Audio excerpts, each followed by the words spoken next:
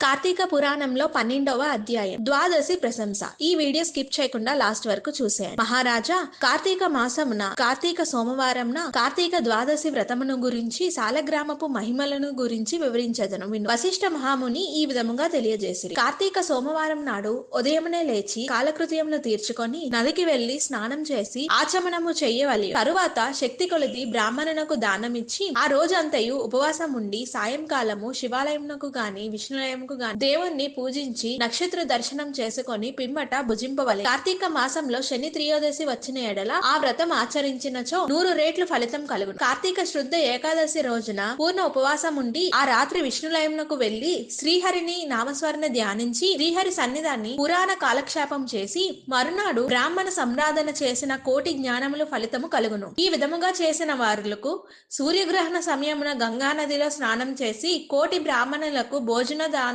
చేసినంత పుణ్యం కలుగునో దానికంటే నధికంగా ఫలితం కలుగును. కార్తీక శుద్ధ ద్వాదశి నాడు శ్రీమన్నారాయణుడు శేషపానుపు నుండి లేచును గనుక కార్తీక శుద్ధ ద్వాదశి వ్రతము విష్ణువునకు ఎంతో ఇష్టం. ఆ రోజున శ్రీమంతులెవరైనా ఆవు కొమ్ములకు బంగారు తొడుగులు తగిలించి ఆవు కాళ్లకు వెండి డెక్కలు తగిలించి దూడతో సహా బ్రాహ్మణునకు దానం ఇచ్చిన ఎడల ఆయువు శరీర యందు ఎన్ని రోగములు కలువో అన్ని సంవత్సరములు యందు లోకములో స్వర్గ సుఖములు పొందురు. కార్తీక శుద్ధ పాడ్యమి రోజున కార్తీక పౌర్ణమి రోజున కంచు పాత్రలో ఆవు నెయ్యి పోసి దీపముంచిన వారు పూర్వజన్మయందు చేసిన సకల పాపములు హరించు. ద్వాదశి నాడు యజ్ఞోపవీతములు దక్షిణతో బ్రాహ్మణునకు దానమిచ్చిన వారు ఇహపర సుఖమును పొందగలరు. ద్వాదశి రోజున బంగారు తులసి చెట్టును గాని సాలగ్రామపు గును గాని ఒక బ్రాహ్మణునకు దానం ఇచ్చిన ఎడల 4 సముద్రాల మధ్యనున్న భూమిని దానం చేసినంత ఫలము కలుగును. దీనికి ఉదాహరణముగా ఒక కథ గలదు. శ్రద్ధగా ఆలకి. సాలగ్రామ దాన మహిమ. పూర్వము అఖండ గోదావరి నది తీరమందలి ఒకానొక పల్లెయందు ఒక వైష్ణవుడు నివసించుచుండెను. వాడు మిగుల దురాసపరుడై నిత్యము ధనము కూడబెట్టుచు తాను అనుభవించక